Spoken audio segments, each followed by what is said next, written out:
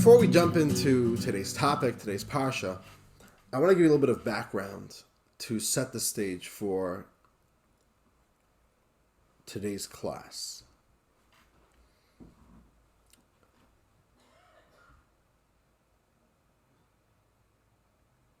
In 1994, summer of 1994, was when the Rebbe passed away. And after his passing, his secretaries and the leadership of Chabad, they went into his office, into his private office, and they found there a few binders that were sitting in the Rebbe's desk. And these were binders that no one knew of. And what it was the personal diaries of the Rebbe from before he officially accepted upon himself the leadership of the Chabad movement, before he became a Jewish world leader. Good morning, Mark. How you doing? It was the personal diaries of the Rebbe in his youth, in his 20s, in his 30s, in his 40s, early 40s. 20 years worth of the personal notes of the Rebbe that he kept through the years, the war years. Unbelievable stuff there. Now, as you could imagine, in the Rebbe's personal diaries, he wasn't writing, he wasn't just writing Dear Diary and writing about his day or how he was feeling. In the Rebbe's diaries, we get a glimpse of his own heart and mind. He was always thinking Torah. He wrote down his Torah innovations there. He wrote the conversations that he had with his father-in-law, the previous Lubavitcher Rebbe.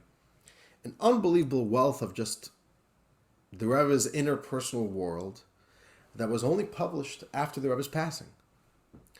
And the Rebbe wrote it in very tight lettering.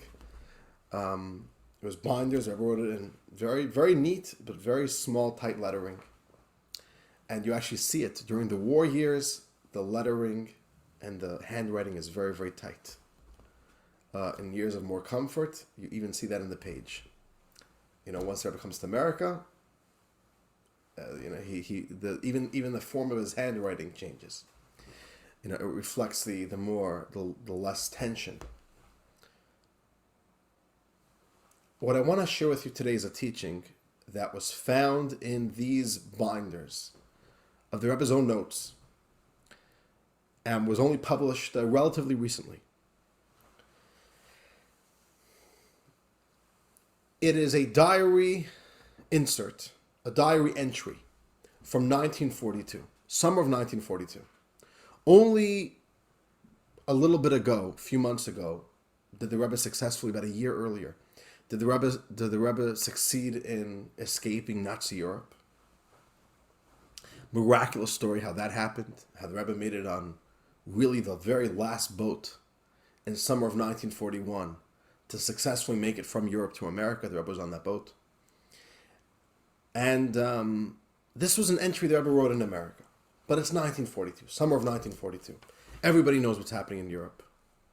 Maybe not the details, but summer of 1942 was really some of the most darkest moments of the Holocaust. It was when the Nazis started really implementing the gas chambers, starting to kill Jews systematically in such a horrifying way. It started then, summer of 1942, June, July. And this was June or July 1942. And there's a Bar Mitzvah. The Rebbe was not, the Rebbe yet. He didn't hold public office. He was actually working in the Brooklyn Navy Yard. The Rebbe worked for the United States Army. The Rebbe was an engineer by trade. And the Rebbe brought his engineering expertise to help the war effort in World War II. Brooklyn Navy Yard. What I heard was that the Rebbe was involved in designing new submarines for the United States Army. That's what I heard. Okay. But the Rebbe was invited to share a few words at a Bar Mitzvah in Brooklyn. And the Rebbe wrote down his own notes, what he's going to share at this Bar Mitzvah. We have no record of what the Rebbe said at this Bar Mitzvah besides Rebbe's own personal notes that we found so many decades later. And that teaching from summer 1942 is on this week's Parsha, is based on this week's Parsha. And it's so important, especially for the times that we live in. The opening question that the Rebbe began his remarks at this Bar Mitzvah was, here's a young little boy entering into the ranks of the Jewish people. And it's supposed to be a day of celebration. But how can we celebrate when our people are facing such destruction? What hope is there for this young Bar Mitzvah boy? What future is there for our people when we are facing the annihilation of our people? And that burning question was the question that the Rebbe wanted to focus on and address. It all begins with this week's Parsha, so let us jump in. In this week's handout, which was linked in the email, right? You all got it? Page 3. The very opening verse of this week's Parsha, source number 1. These are the descendants of Isaac, the son of Abraham. Abraham fathered Isaac. We actually spoke about this verse a few weeks ago. But there's a clear redundancy. Why does the Torah repeat itself? Isaac, the son of Abraham. Abraham fathered Isaac. They both tell you the exact same thing. They tell you Isaac, son of Abraham, and Abraham is the father of Isaac. What's the meaning there? So the Rebbe says, let's read. The commentators ask, why does the verse quoted above repeat itself, stating that Isaac was a son of Abraham, and then again that Abraham fathered Isaac? The simple answer is that the verse is explaining how it is possible to be a descendant of Isaac, the son of Abraham, both in the literal sense as well as in the spiritual sense, as the main offspring of righteous people are their Torah study and mitzvot. This is possible because Abraham fathered Isaac. All right, that's a little bit cryptic. We're going to understand the meaning of this in a moment. But the Torah is saying, you know how Isaac was able to successfully be the son of Abraham? Because Abraham made him his child. Which means this is a spiritual message. What power does Isaac, what power does a Jew have to truly be a Jew? How could we expect to live up to the expectation to be the children of Abraham? You know how? Because Abraham gave us that power. Abraham fathered us. Okay, but this is something we're going to get back to only at the end of today's class.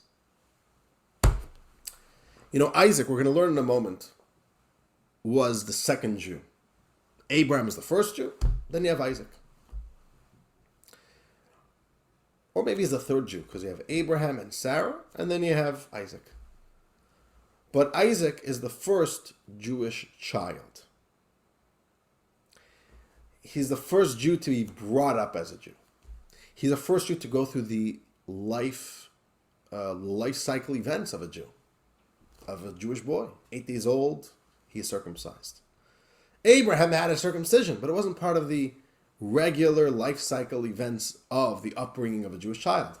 Abraham gave himself a circumcision at 99 years old. But Isaac does it 8 days old. He's the first Bar Mitzvah. First Bar Mitzvah. 13 years old. He has a party. That's Isaac. Isaac is also the first Jewish marriage. So Isaac becomes the model of not the first Jew, but the first Jewish child. The first one who... And we look at him to understand the meaning and the significance of these events. So let's read. Bottom of page 3. Isaac's legacy. The Brit Milah and the Bar Mitzvah. Isaac set a number of precedents, including circumcision at the age of 8 days, which is the ultimate form of Brit Milah, when the circumcision should happen, 8 days old, and the Bar Mitzvah at age 13. Abraham had circumcised himself at age 99, and he also didn't have a Bar Mitzvah or similar experience at age 13. There were a number of stages in Abraham's recognition of God. At page 4. 3 years old, 40 and 48. But nothing happened at age 13. So we're not going to read them, but if you want, you can read them on your own. Source 2, Source 3, and Source 4. Each of these sources give a different age of when Abraham found God. when he discovered God. There's 3, there's 40, and there's 48. And, of course, these are not contradictions, but rather these were different stages. 3 was the beginning, 40 was an important stage, and 48 was an important stage. But the point is that Abraham never grew up as a regular Jewish child. He didn't have the Bar Mitzvah. He didn't enter into a relationship with God the way every single Jew does. It's part of your birth. It's part of your birthright. And he didn't have the Brit Milah.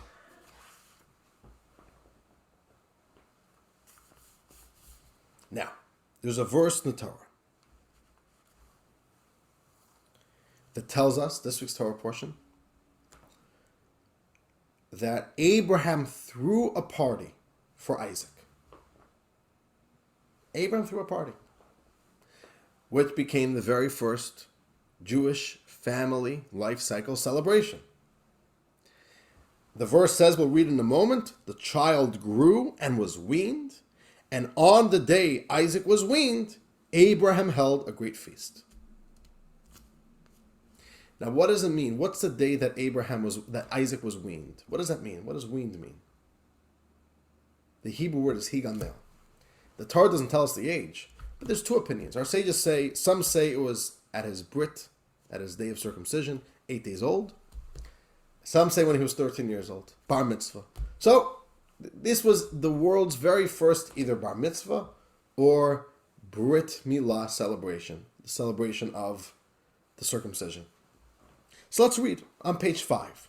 The Rebbe says, both of these events, the Bar Mitzvah and the Brit Milah, both of these events are alluded to in the verse, the child grew and was weaned, and on the day Isaac was weaned, Abraham held a great feast.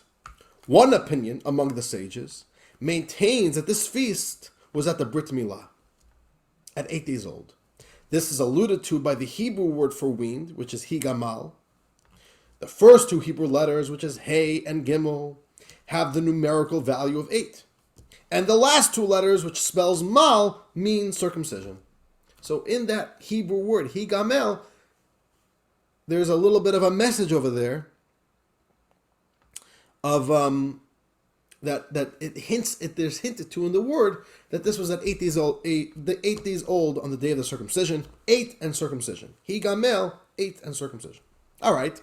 A second opinion is that the feast was at age 13, and weaned here means weaned off the negative inclination and transferred to the positive inclination, which is a process that occurs at age 13.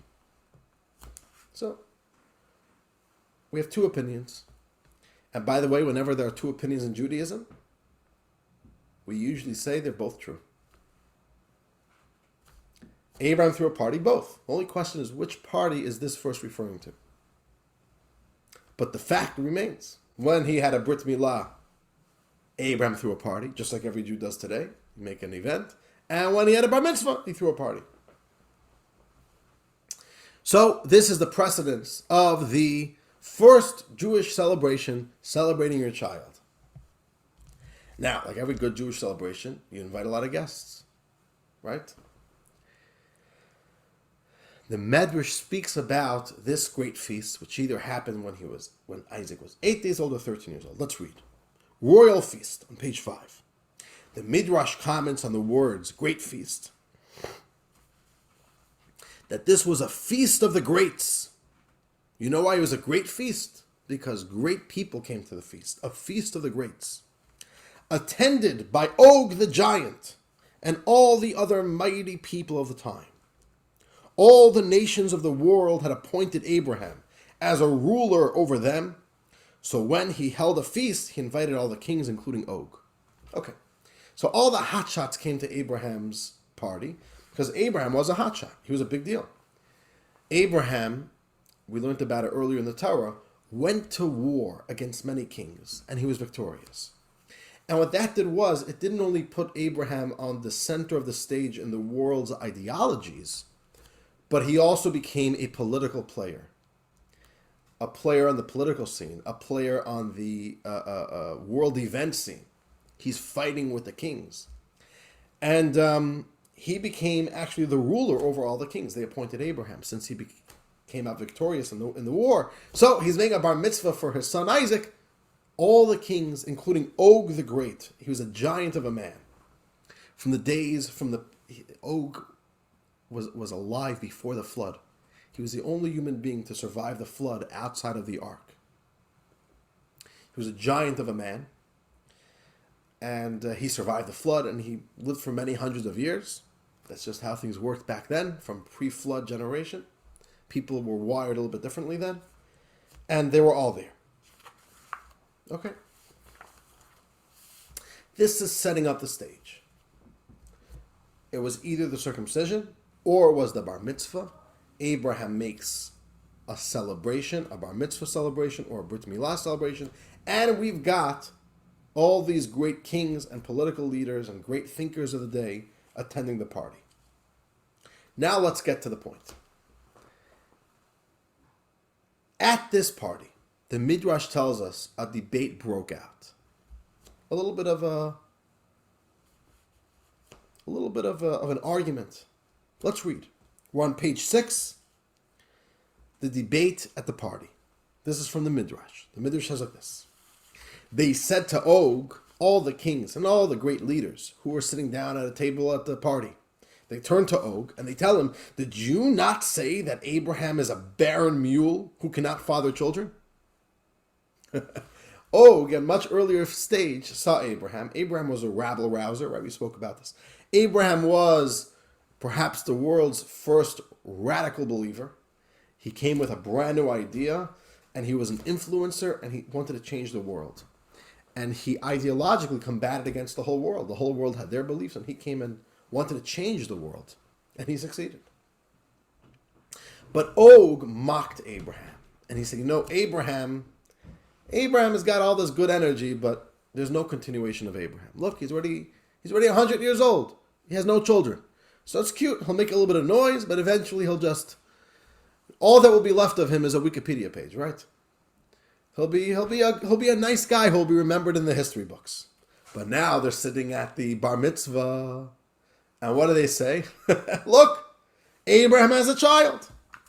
So all the other kings are taunting Og now. So he said to them, and now what is his gift? He says, what's the big deal? Isaac is inferior and lowly, and I can crush him with my finger. He's saying, you're telling me Isaac is anything? I could kill him in a second. I could squeeze him with my fingers and he'll die.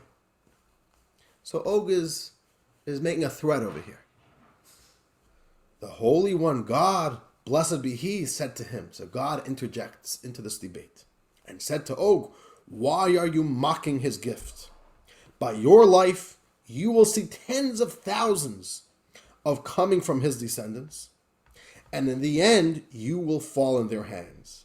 As it states, God said to Moshe, do not fear him, for I have placed him and his entire nation in your hands. God gave Og a very long life, and Og lived to see his own downfall by Isaac's children. Og was a king all those hundreds of years until even after the Exodus. The Jews leave Egypt, the Jews get the Torah on Mount Sinai, and 40 years later the Jews are ready to enter into Israel. And Og, who was still a king, gathers his army and wants to fight the Jews and to stop them from coming into Israel.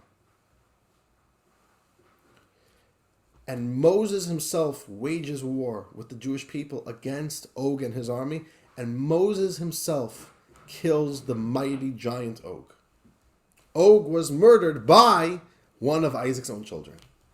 And he merited to see the beautiful flourishing and the very beginning of the nation of the Jewish people. This is the story, this is the debate, this is the Midrash. Fascinating story. Now let's get to what the Rebbe spoke at the Bar Mitzvah, right? It's summer of 1942. It's a painful time. And this is from the Rebbe's personal notes, right? This is very interesting. So you'll actually see here, the Rebbe wrote in very, very shorthand in his personal notes. The Rebbe's talks were properly written up, but his personal notes is always a lot more cryptic. So maybe you'll even see that in the style over here. Okay, but that's the technical point. It's 1942. The Rebbe is addressing a Bar Mitzvah boy and the crowd at this Bar Mitzvah. The war is raging in Europe, and the Rebbe begins his opening statement with this question, such a painful question, on page 6. The Rebbe says like this: the Bar Mitzvah is when a child enters the Jewish nation as a full-fledged member and accepts the yoke of Torah and mitzvot to the joy and celebration of his family and friends. From where does he draw the strength for this? And this question is particularly strong during this time of crisis, when the Jewish people are downtrodden and oppressed. You're telling a Bar Mitzvah boy you're joining the Jewish people. What Jewish people? What's our future? What great hope, what great joy can be felt right now? What great joy can I expect to live, to aspire to witness in the future? It's a time when the Jewish people are very weak. We're being killed by the millions, murdered by the millions. So Rebbe says, so what kind of hope, what kind of message could a Bar Mitzvah boy really tap into in such difficult times?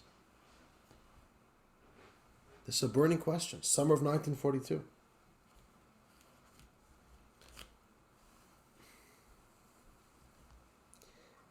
And the Rebbe went back to this midrash, the teaching that we just learned. And the Rebbe spoke about it. And the Rebbe asked a few questions. Let's think about it.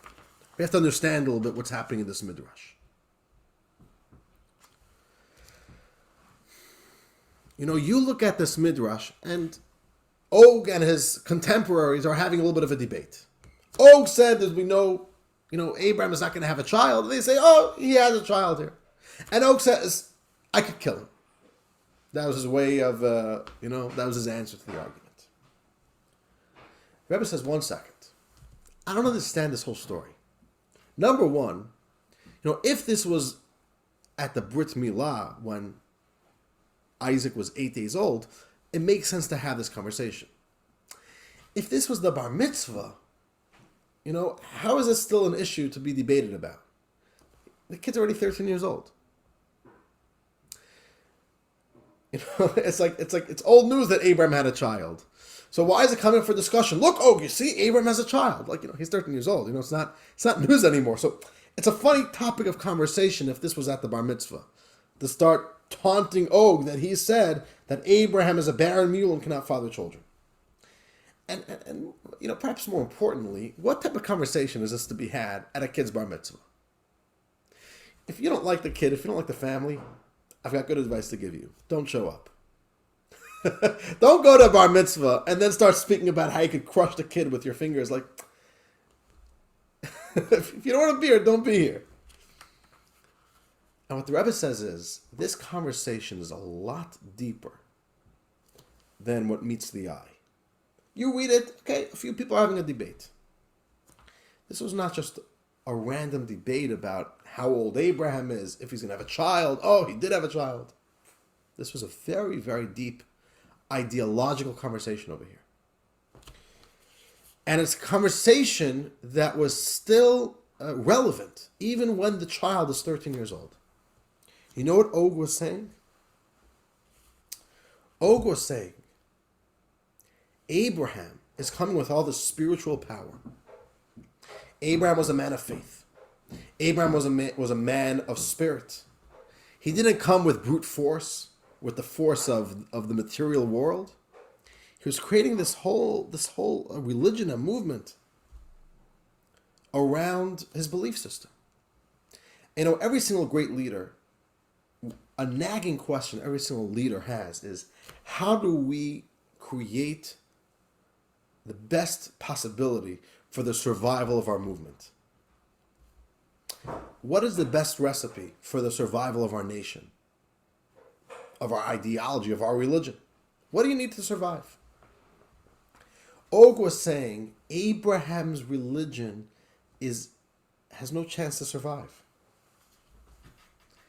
You can't survive in a world where might makes right. You can't survive in a world of survival of the fittest by clinging on to spirituality, by holding on to beliefs, by holding on to faith. Continuity is only with brute force. And that was Og. He was a mighty, he was a warrior. That was his whole identity. You want people to survive? Create warriors. Create people who have strong economies. Create people who are strong in the physical force of this world. Spiritual force is nice for one generation. It's not going to last. You can't build a nation like this. So you're saying Abraham has no legacy. He's a barren mule. Not that he physically doesn't have a legacy. Not that he can't physically father a child. But there's no chance of sustainability of such a belief system. Of a people who hold on to a God which is spiritual and make that their whole identity. If you want to survive, you get down in the trenches and fight and speak the language of the world. Get down and dirty. That was what Og was saying. And therefore, when all these great kings show up to the Bar Mitzvah, they tell Og, look, here's Isaac. And Isaac is 13 years old and he's continuing in the path of his father. Look, here is the continuation. And what Og was saying, Og wasn't saying, I'm going to go and crush him with my fingers. What Og was really saying, he's saying this kid's going to get crushed. Right? Like you'll say about a kid, once he reaches the real world, he's going to get crushed. A kid like this, he's too naive. He's too soft. Coming with your beautiful beliefs, it's cute. You're not going to make it in the real world. A nation like this can't survive. Survivability is only going to be with brute force. So that was the conversation. It's a very deep conversation. Could the legacy, could the faith, can the spirituality, can that reality that Abraham is living within, is that sustainable? Can a people be built on these beliefs? Could this survive the storms of the world? Can this survive the challenges against the people, the spiritual challenges, all these new ideologies that come and seem to undermine the beliefs of Abraham? They say, you're out of date. This is backwards. This is regressive beliefs, not progressive. This is what Og was arguing. The Jewish belief does not have any survivability. Let's read. Now this is a big debate. Now we understand what's happening over here. This is big stuff. Bottom of page 6. Abraham's path is a dead end. Says the Rebbe, Og argued that Abraham's path of faith may be good for him. Good for you that you believe in this stuff. But it isn't relevant to the youth. They won't follow his way. There's no continuation with real Judaism. This is what Og meant with he cannot father children. There won't be any future for this path. That's what Og meant. Og's entire identity was, let's be practical, let's get down to earth. We live in a real world, and you gotta work on the strengths of the real world, and that's survivability. Spiritual power does not have real power in our physical world. That's what Og's argument was. And the Rebbe is going to quote a very interesting teaching about Og, which is on page 7. Let's read this. This is a verse from Deuteronomy, where we see Og's approach was physical might. There's a verse in Deuteronomy, source 7, it says like this. Only Og, the king of Bashan, that's who he was king over, was left from the remnants of the Rephaim. Rephaim were the great giants from the pre-flood. His bedstead was a bedstead of iron. Is it not in Rabbah of the children of Ammon? 9 cubits was its length, and 4 cubits its breadth, according to the cubit of the man. So the Torah describes Og, the king of Bashan, that his bed was made out of iron, and you could still go to see it in the city of Rabbah, which is in the territory of the children of Ammon. A massive bed. Okay, let's look at the commentary on this verse, because the verse on its own is a little bit confusing, right? What does it mean, bedstead of iron? So comes the commentary. This is the commentary called the Rashbam. He says, bedstead of iron. As a child, he was very strong, the mighty giant Og. And when he lay down, he would break a wooden cradle. Thus, they made him one of iron. It's a great problem to have as parents, no? You buy a bed, it's made out of wood, and you put the baby in. The wooden slats crack in half. So as a child, he had a bed out of iron. And next commentary, Rabbah of the children of Ammon, it is still there. Even years later, the bed of Og is still there in his hometown, attesting to the wonder of a child so large. In the town of Rabbah, which was the capital of the territory of the children of Ammon, which was where Og was born, they had a museum. It was called Ripley's Believe It or Not.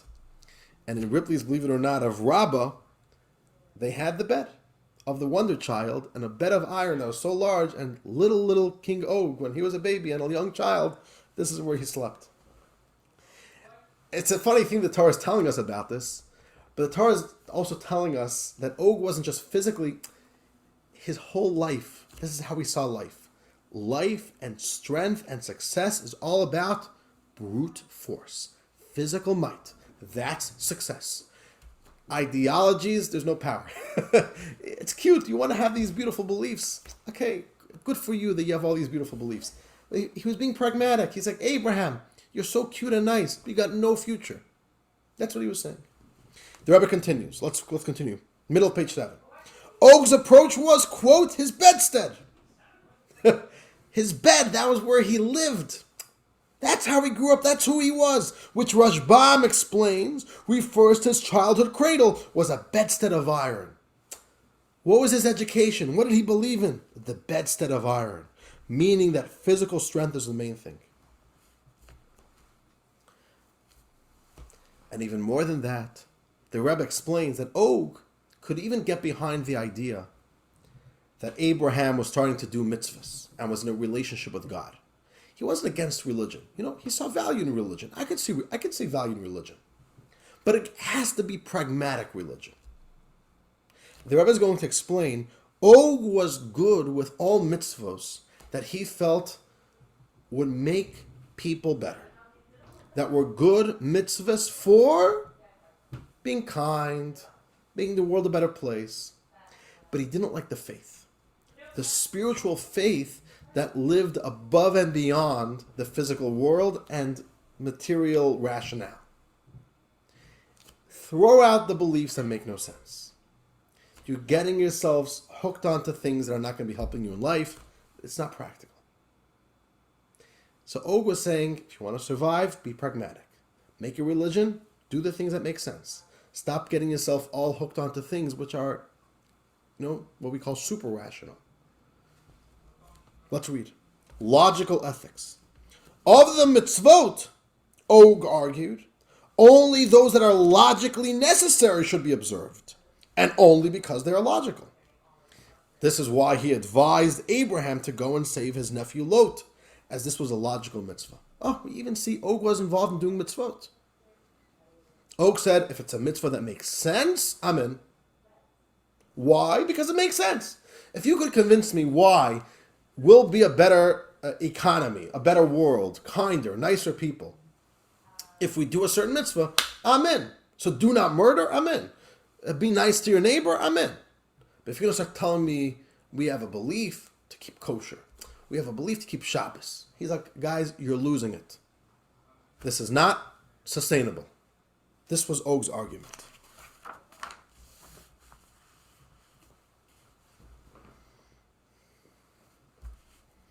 Let's continue on page 8. And the verse states, his bedstead was in Rabbah of the children of Ammon. Rabbah was the capital city. And his bedstead was displayed there in order to educate the residents of the country, teaching them his approach that physical strength is paramount. The Rebbe is reading into the verse something so deep.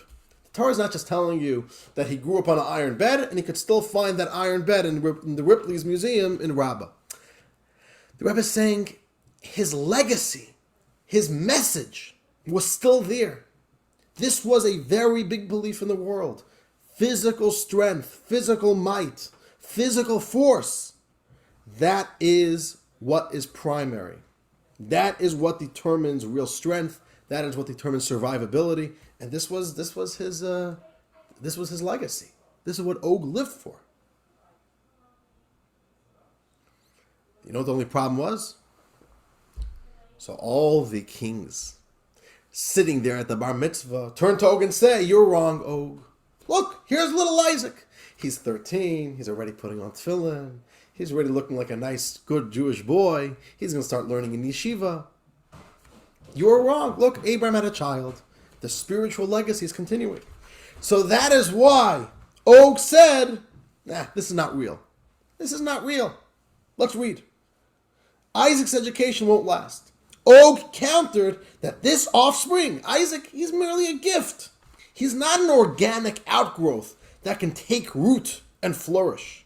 This wouldn't last. He said he could crush it with his little finger. He says, Isaac, Abraham, okay, God gave Abraham a gift, little Isaac.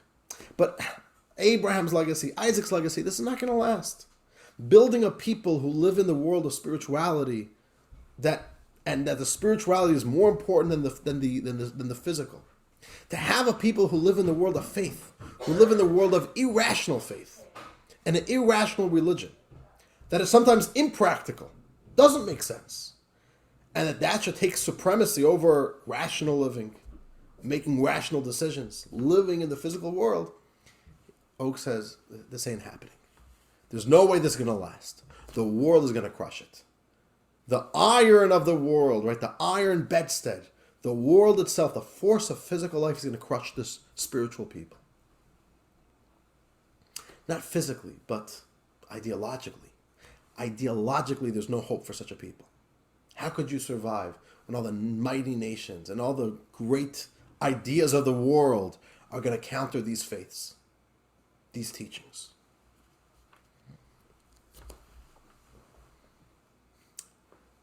This is a real argument. Isn't this a real argument? Not only is it a real argument, Og wasn't the first one to say it. He wasn't the last one to say it. All throughout our history, this was an argument. Can a religion thousands of years old, not built upon the values of the modern world, not built upon ideas and teachings that always make sense to our human mind, can we hope that this will survive? Is this true strength of our people? Is this sustainable? Is this survivable? And that is why God answers. That is why God answers. And page 9. Now the Rebbe explains what God answers. Page 9, spirituality is the basis for physicality. God's message to Og was, why are you mocking my gift? You will live a long life and eventually fall into the hands of thousands of his descendants.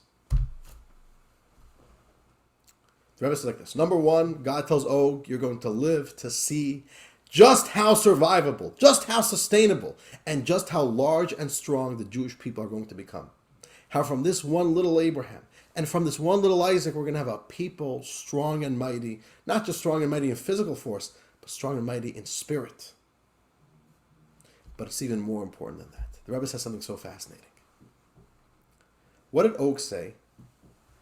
Og said, I will crush this child. Meaning, physical strength is going to crush spiritual strength. Physical stamina is going to outshine spiritual stamina. The stamina of faith. The Rebbe says something so interesting. What ended up happening? How did Moses kill Og?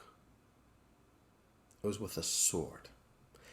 The physical world actually killed Og, which is amazing. Well, Og's whole argument was a spiritual religion. You've got no hope in the physical world. And what actually brought down Og? Physicality itself.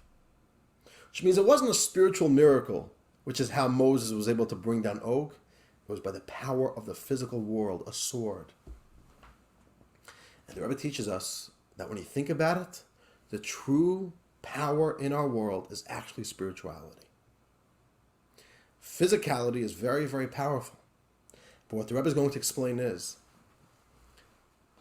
physical strength without a sense of direction actually becomes a destructive force that destroys itself.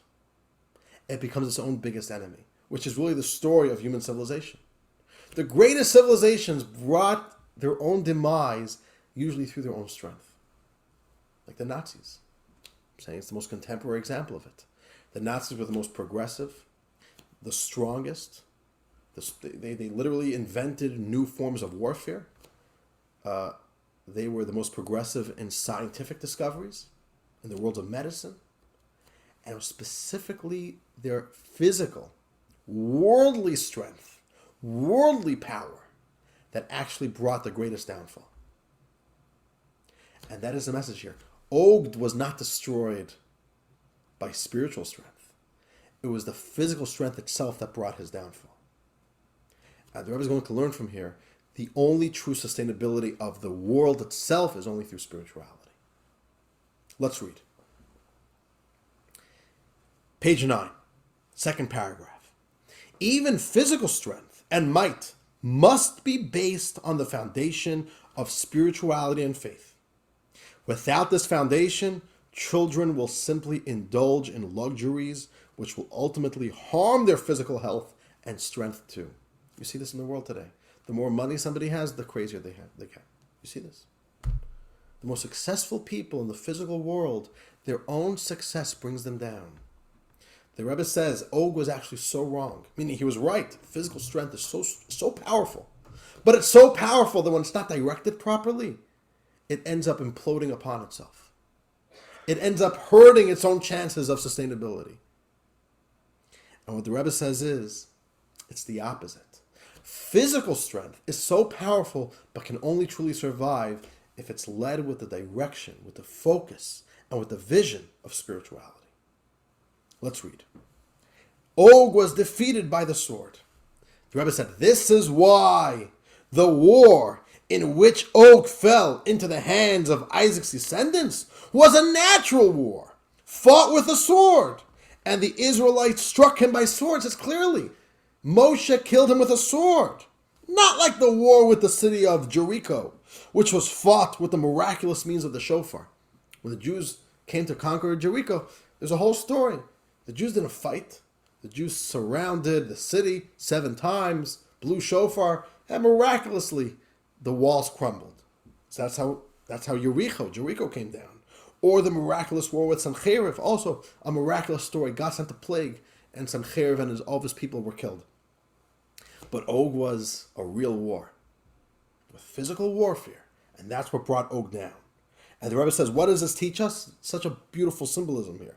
This was in order to show that physical strength and victory depends on the health of the soul, which comes from complete faith in God to the point of self-sacrifice. The true strength of the Jewish people only comes through spirituality. When there's spirituality, then you have real physical strength. And that physical strength could actually outshine and overcome the brute force of the world. This is the whole symbolism of the story. You could say that it's spiritual, that spiritual strength has more strength than physical, but you also see it in today's world. Physical strength, physical power, worldly power could be so destructive, could be self-harmful, self-destructive. It destroys itself. You see this in people today. As I mentioned earlier, right? The more physical strength, the more worldly power, what happens? They end up becoming a force of destruction, which ultimately destroys themselves.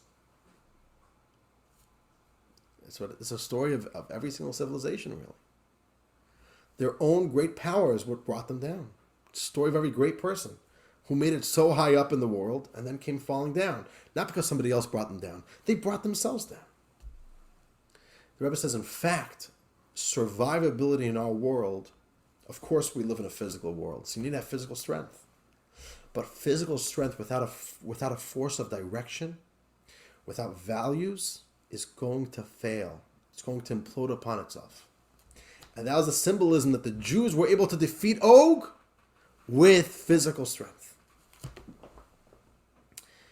And the Rebbe says this to the Bar Mitzvah boy. In a certain way, it's a little bit prophetic.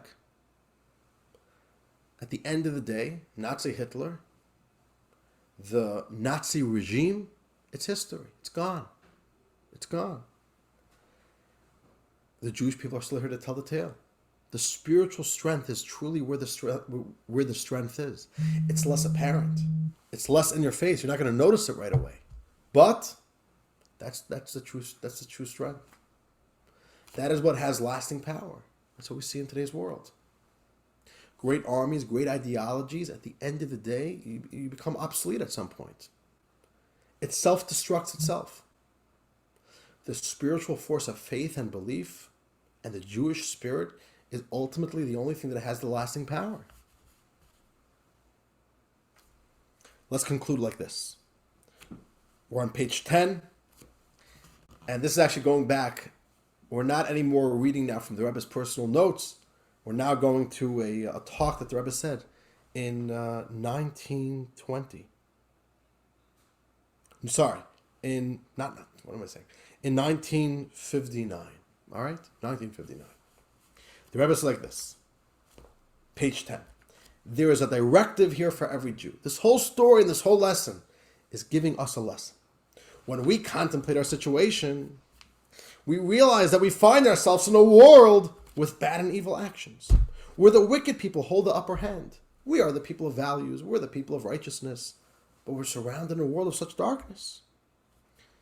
Our world is filled with concealment.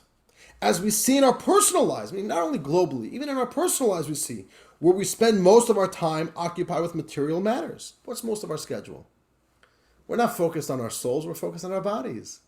The material, the physical, has the strongest hold on our lives. That strongly oppose the matters of holiness. It's in competition to the endeavors of our soul of holiness. With the strength of Og against an 8-day-old baby. It's the story within us. We have a soul, but our soul's like an 8-day-old baby. It's so weak. Or it's like a little Bar Mitzvah boy, 13 years old. And the physical force within our lives, our jobs, making money, our problems, it ends up dominating. It's like a mighty Og, the mighty giant. The strongest concealment is from our external surroundings, and the Jewish people are the smallest nation. The Jewish people globally are the smallest nation. Our call for righteousness, our call for godly values, it's a weak force. How much power do we actually have, as well as in our own personal lives as well? At the end of the day, our souls get outshouted by our animal souls, by our evil inclination, and just by the hustle and bustle of physical life. And the Rebbe says, while we are occupied with holy matters, and especially when we are holding a great feast, where all the nations of the world see that you are called by God's name, there are those that come along and think they can mock and dismiss us. Some people say, okay, there are Jews today. There's some Jewish survival. This is not the future. It can't last. It can't last. Right? What was that famous headline? It was the cover page of the Times magazine. You know what I'm talking about? There was a headline. It was a cover article. The something of the American Jew. The vanishing. The vanishing. Thank you, Mark. There you go. The vanishing American Jew. So that's what they're saying. Till today, and especially where we feel like we're reaching a certain accomplishment, we're celebrating our Judaism, the vanishing American Jew. There's no hope for the future. Okay, it may last in America 1 generation, 2 generations. It's the vanishing American Jew. Or in other words, there's no such thing as an American Jew. Can't be a Jew in America. Got to choose one. And what's stronger, the Jew or the America? The Jew or the world? The Jew or 21st century? We're the weaker party. Says the Rebbe then, we can then wonder, where will we draw the strength to focus on Torah and Mitzvah? We are expected to focus on holiness, not only at the high point of the Yom Kippur prayers, but also all year round. How will we be able to handle all this concealment? How can we hope that we could educate our children? How can we hope that our children could be better Jews than we are? Or is it a lost hope? Is this not a nagging voice inside of us? Is this not our own little dialogue, the debate of Og and little Isaac happening inside our own heart, inside our own head? This is a very contemporary idea. Says the Rebbe, page 11, here we have a directive from Abraham. The actions of the fathers are a sign for the children. Here's where we learn from Abraham. We are all descended from Abraham, who paid no attention to the entire world around him. And he announced that God is the ruler of the world. The world is godliness, and there is nothing other than God. This approach of Abraham is what fathered Isaac. How could we ever succeed in being good Jews? How could we ever hope for the survival of our people? To continue in Abraham's ways. You want to know how? Abraham fathered Isaac. Abraham gave us the strength. All we need to do is tap into that identity. We need to learn from Abraham. Abraham fathered Isaac. Abraham fathered us, every single Jew. Abraham fathers the Jewish soul, the Jewish spirit. Says the Rebbe, in the same way, every Jew, wherever we find ourselves, should have no fear from those who pride themselves in their physical strength. We have a super-rational relationship with God, and we express this in our lives, both on Shabbos and weekdays. We transform the physical to serve as a vehicle for godliness. We are the spiritual descendants of Isaac. This will empower Isaac's physical descendants to be victorious over all those fighting God and his Torah, like in the War of Og. May this pave the way for the conquest of the land of Israel, led by Mashiach speedily in our days. It pays off to be a little bit crazy.